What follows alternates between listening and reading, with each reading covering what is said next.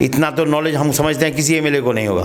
बहुत लोग एक सांस में अपना गांव का सबका नाम भी नहीं बताएंगे। आश्वस्त हैं हम लोग कि 1 लाख से हम लोग जीतेंगे ज़रूर। आपके ही गांव के करीब दल्ले गांव में वोटों का बहिष्कार होना, क्या आपको नहीं लगता कि आप पर सवालिया निशान है ये? हर लोगों को अपना विरोध करने का अधिकार है। बहिष्कार होता रहा है पहले भी, लेकिन हमको अपने समझ से जो हम समझते हैं कि हमने वहाँ काम किया है। अभी हम ठाकुरगंज विधायक नौशाद आलम जी के घर पर हैं और इनसे कुछ ख़ास गुफ्तगू करेंगे।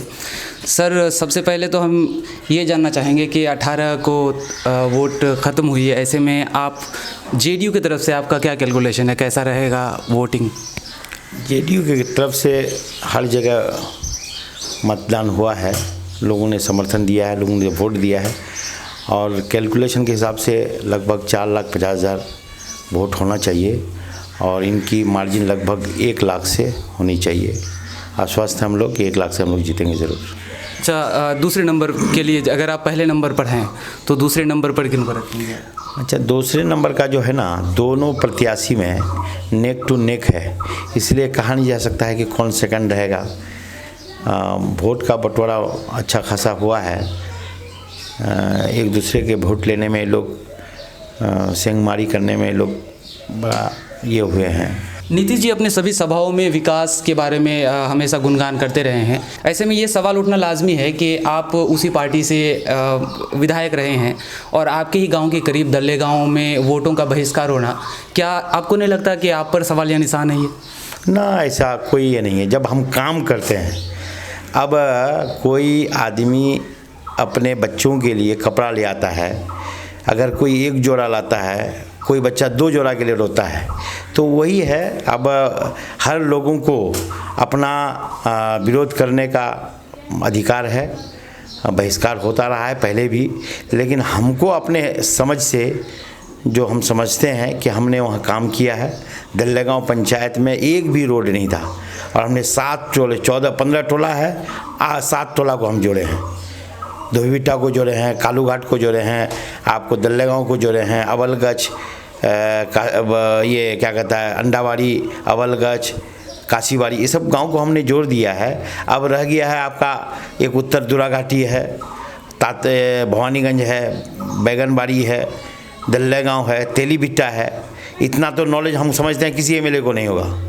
बहुत लोग एक सांस में अपना गांव का सबका नाम भी नहीं बताएंगे, लेकिन उसके बाद भी है। तो हम लोगों को इसलिए आश्वस्त हम लोग हैं कि उन्होंने जो विरोध किया है ये उनका अधिकार था, लेकिन मेरा अधिकार है काम करने का।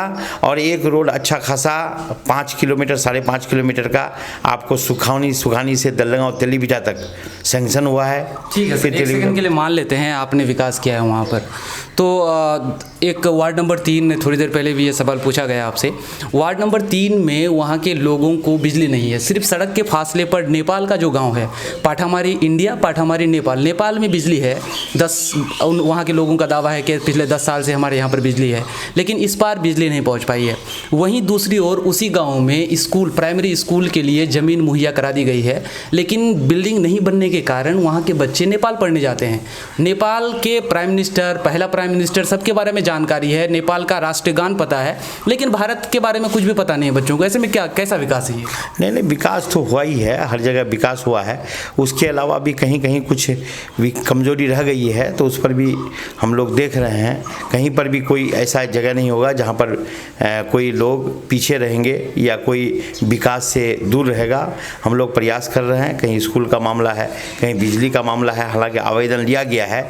अभी लोग आवेदन इन लोगों को देना है। अगर ये लोग दे दिए हैं तो उस पर कार्रवाई होगी, उस पर वहाँ लगेगा, बिजली लगेगा। कोई घर ऐसा है जहाँ बिजली अब तक नहीं लगी है, तो वहाँ बिजली लगेगी। एसएसबी कैंप गणेश टोला में होना था, नदी के इस पार लाने का क्या कारण है, शिफ्ट क्यों? अब गणेश टोला में होना था, अब इस पार हो गया है जहाँ ज़मीन उपलब्ध हुआ। ज़मीन मिलना भी तो मुश्किल होता है ना। अब ज़मीन नहीं मिलती है तो थोड़ा सा शिफ्ट हो जाता है, दाएं बाएं हो जाता है। नहीं, कहीं ऐसा तो नहीं कि पुल बनाने के डर से या इस तरह की चीज़ें, क्योंकि लोगों का दावा है, ऐसा कुछ लोगों का दावा है कि वहाँ ज़मीन है, तो ज़मीन देना था ना। अगर मान लेगा ऐसा था तो उस वक्त कोशिश करनी ना चाहिए। अगर ऐसी बात होती है कि वहाँ ज़मीन दे देने से, एसएसबी वहाँ बैठ जाने से वहाँ पुल बन जाएगा, तो ऐसा तो बहुत आसान होता है। बात तो वक्त पर लोग समझते भी नहीं है ना। अगर समझ ले, अगर हर बात को समझने की कोशिश कर ले लोग, तो और ज़्यादा विकास हो सकता है। उस वक्त तो हम लोग भी नहीं समझ पाते हैं कि क्या होने से क्या होगा। उस वक्त वहाँ ज़मीन दे दी गई, लोग तो गणेश टोला ना, लोग तो हमेशा एसएसबी को मतलब ज़मीन देना ही नहीं चाहते हैं, और कहीं कहीं ज़मीन मिल गया है तो बाद में कहते हैं यहाँ नहीं वहाँ होना चाहिए। वो ऐसा ही है, होता है कि भाई ज़मीन का मामला होता है, ज़मीन अगर वक्त पर दे दिया जाता है तो उसी हिसाब से वो लोग ये करते हैं।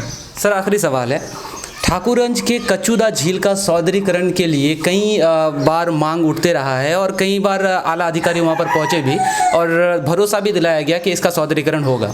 ऐसे में काम में देरी या क्या कहेंगे इस पर आप, होना चाहिए, कब होगा, क्या है?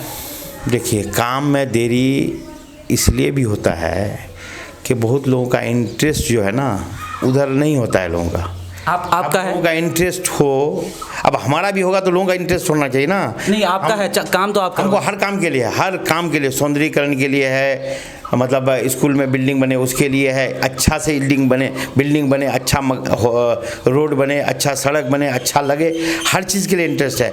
लेकिन हर चीज़ आदमी चाहेगा तो उसके लिए इंटरेस्ट अपने लोगों के अंदर होना चाहिए, उस रख रखाव पर भी ध्यान देना होगा। नहीं, अभी तो बनी तक नहीं है, काम आप कराएंगे तो आपका इंटरेस्ट अगर है तो क्या क्या कहेंगे इस पर? नहीं, मेरा इंटरेस्ट है तो हर चीज़ में ना है, हर आदमी का इंटरेस्ट हो जाएगा। आपको इंटरेस्ट नहीं है, आपको भी इंटरेस्ट है ना कि आप जो जिस पद में हैं उस ऊपर जाने का, लेकिन संभव हो पाता है?